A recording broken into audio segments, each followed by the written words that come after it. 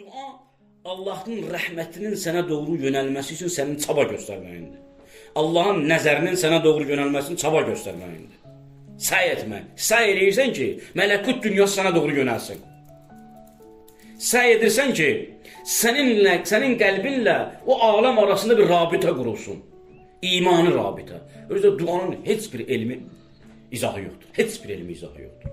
Əslən dua elmi baxımından əbəs bir şeydir. Niyə görə? Çünki elmən dua odur ki, yəni ta ki Allahın qərarını dəyişirsən də elə bil ki, özünə doğru. Ta ki məsələn dua edirsən ki, Allahım bəlanı məndən dəf et. Deməli Allah sənə bəla göndərəcəkdi. Məsələn misal deyirəm.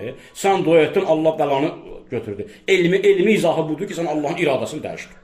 İnsan Allahın iradəsini dəyişə bilər. Əslən keçən biz dualar mövzusu keçmişdik ya, dua o vaxt. Yadınızdadır? Yəni duanın elmi, əqidəvi izahı yoxdur.